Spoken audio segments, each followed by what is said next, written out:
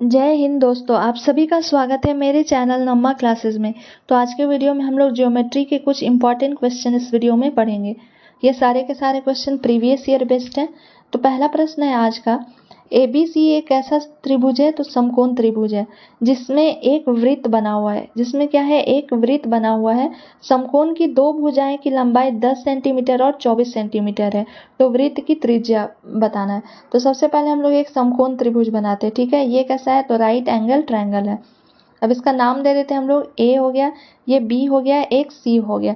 इसमें एक वृत्त, इसमें यानी कि इसके अंदर, ठीक है, इसके सारे साइड्स को टच करते हुए एक वृत्त बना हुआ है। और क्या कह रहा है कि समकोण की दो भुजाएं, एक 10 है और दूसरी कितनी है, 24 है। तो ये मान लेते हैं ये वाली भुजा 10 है और ये वाली भुजा कितनी है, 24 सेंटीमीटर है। अब प्रश्न में क्या कह रहा है कि वृत्त की त्रिज्या, यानी कि ये आपसे पूछ रहा है रेडियस क्या होगा। तो रेडियस का हम लोग फॉर्मूला देखिए, जब ऐसे प्रश्न पूछा जाए तो रेडियस का फॉर्मूला हो जाता है P plus B minus H by 2। ठीक है, ये इसका फॉर्मूला होता है, इसे नोट डाउन कर लीजिएगा आप लोग।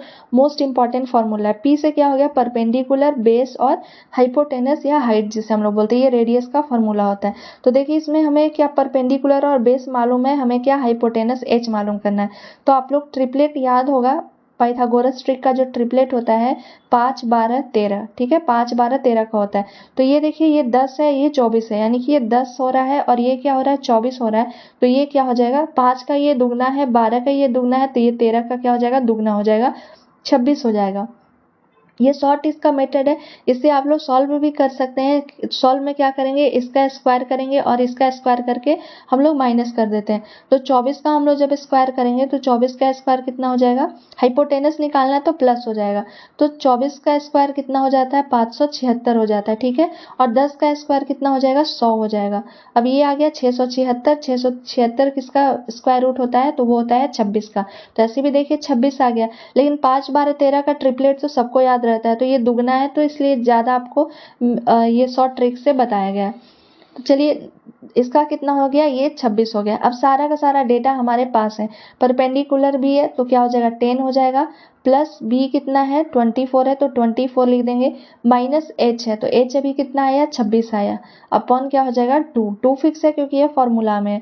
तो 24 और 10 कितना हो जाएगा, 34 हो जाएगा। माइनस क्या हो जाएगा, 26 अपॉन 2 हो जाएगा। अब 24 में से माइनस 26 में से माइनस करेंगे तो कितना आ जाएगा, 8/2 हो जाएगा। ये 4 टाइम्स में कट जाएगा, यानी कि रेडियस जो है वो कितना आ रहा है, 4 सेंटीमीटर आ रहा है। 4 सेंटीमीटर देखते हैं, ऑप्शन डी में दिया गया, तो राइट आंसर इसका ऑप्शन डी हो जाएगा।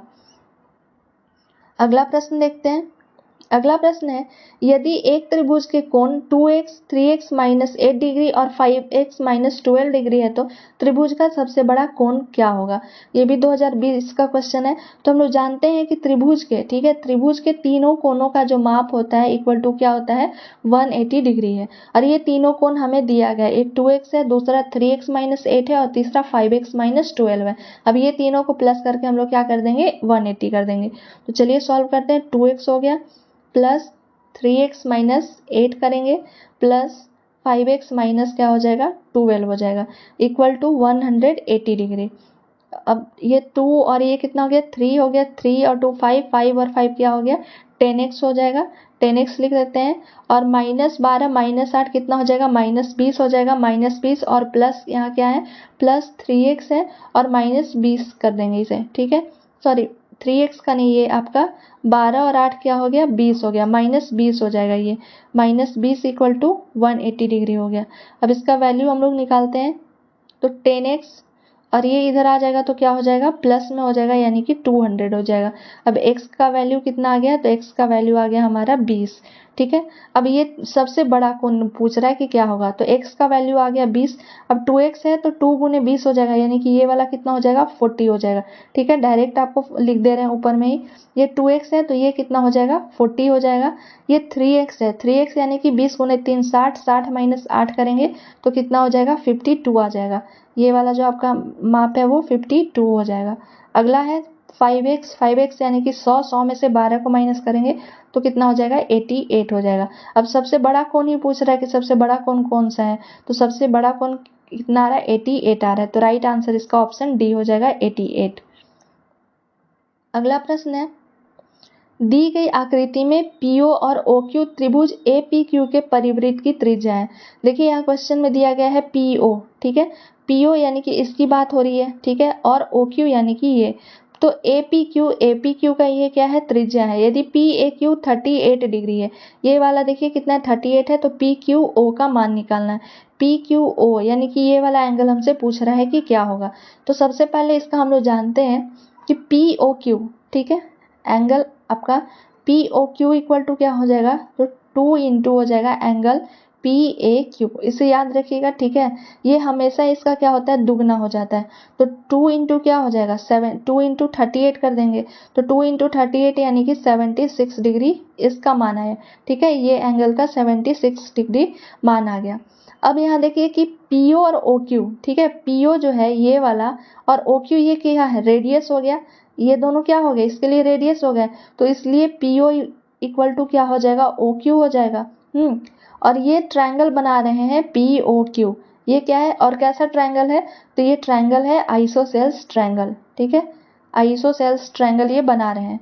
तो हम लोग जानते हैं एक इसका मान हमारा पता चल गया कि क्या होगा, 76, और ट्रायंगल के तीनों कोनों का योग कितना होता है, 180 डिग्री होता है। अभी जस्ट हम लोग पढ़े हैं कि एंगल के तीनों जो कोण होते हैं उनका योग 180 होता है, जिसमें से एक हमारा कितना है, 76 मालूम चल गया, तो दूसरा बाकी का कितना हो जाएगा, तो 4 हो गया ये, और ये 7 में आपका 4 हो गया,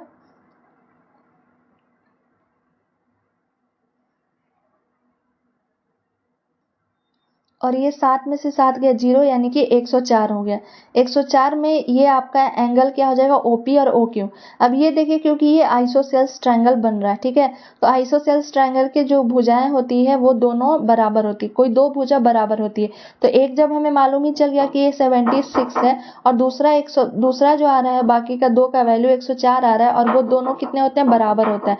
तो 2 इंटू क्या, 2 को डिवाइड कर देंगे कितना से, 104 से इसको डिवाइड करेंगे तो कितना आ जाएगा, 52, यानी कि ये वाला एंगल भी क्या हो जाएगा, 52 हो जाएगा, और ये भी एंगल कितना हो जाएगा, 52। ये इसलिए हो रहा है कि PO and OQ are radius, तो therefore PO equal to OQ making triangle POQ and isosceles triangle, इसलिए एंगल PQO इक्वल टू क्या हो जाएगा, एंगल QPO हो जाएगा। जब एक आ गया 52, दूसरा भी क्या हो जाएगा, 52। अब प्रश्न हमसे क्या पूछ रहा है, PQO का ही पूछ रहा है, PQO, तो ये कितना आ रहा है, 52 डिग्री, तो राइट आंसर इसका 52 होगा, ऑप्शन सी हो जाएगा। अगला प्रश्न है, एक आयत का क्षेत्रफल कितना है, 60 वर्ग इकाई, और परिमाप कितना है, 34 इकाई है, तो उसका विकर्ण ज्ञात करिए। तो सबसे पहले हम लोग एक आयत बना लेते हैं जिसका क्षेत्रफल आपका कितना दिया है, 60 है। तो क्षेत्रफल का फॉर्मूला हम लोग जानते हैं क्या होता है, L into B. L into B का वैल्यू कितना दिया गया है, तो दिया गया है 60। और क्या है, परिमाप का फॉर्मूला क्या होता है, 2 इंटू L प्लस बी, इसका वैल्यू कितना दिया गया है, 34। तो यहाँ लिख लेते हैं 34, अकॉर्डिंग टू क्वेश्चन है ये सारा। तो 2 से ये कितने बार में कट जाएगा, 17 बार में। अब हमारे पास दो आपका डेटा, एक L प्लस बी का है, L प्लस बी कितना है, 17 है, और एक L इंटू बी 60 है, यानी ये पहला आया हमारा और ये दूसरा आया। अब देखिए इसे अगर आप लोग बनाइएगा थोड़ा सा दिमाग लगेगा, ठीक है, विकर्ण हमसे पूछ रहा है, तो विकर्ण पूछ रहा है, तो देखिए L प्लस बी का कितना है, 17, और L इंटू बी कितना आना चाहिए, 60। तो जब एक मान को हम लोग 12 रख लेते हैं और दूसरे मान को 5 रख लेते हैं, तो क्या करेंगे, जोड़ेंगे तो 17 आ जाएगा, और मल्टीप्लाई करेंगे तो कितना होगा, 60 हो जाएगा। अब L और B का मान हमें पता चल गया, इसको मान लेते हैं 5, इसको मान लेते हैं 12। अब यही हमसे पूछ रहा है कि क्या होगा, तो ट्रिपलेट हम लोग जानते हैं ये विकर्ण है, तो ट्रिपलेट कितने का होता है, 5, 12, 13 का ट्रिपलेट होता है। क्योंकि ये विकर्ण हाइपोटेनस आपको पाइथागोरस ट्रिक से निकालना है, तो 12 का अंडर रूट क्या हो जाएगा, 12 का स्क्वायर हो जाएगा, प्लस क्या हो जाएगा, 5 का स्क्वायर हो जाएगा।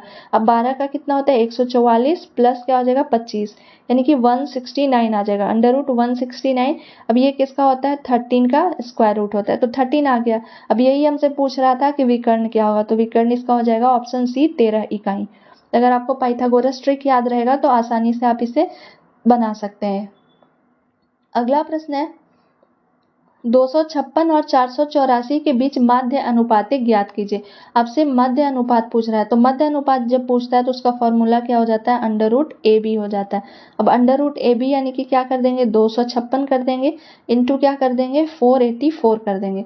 अब इन दोनों को आपस में मल्टीप्लाई करना थोड़ा मुश्किल हो जाएगा, टाइम टेकन हो जाएगा। तो ये किसका हो जाता है, 256 स्क्वायर रूट 16 का, और ये किसका हो जाता है, 22 का हो जाता है। 22 गुने 16 करेंगे तो 22 220 हो गया, 220 और 6 से और उसको करेंगे 132 इसमें जोड़ेंगे, यानी कि 352 इसका राइट आंसर आ जाएगा।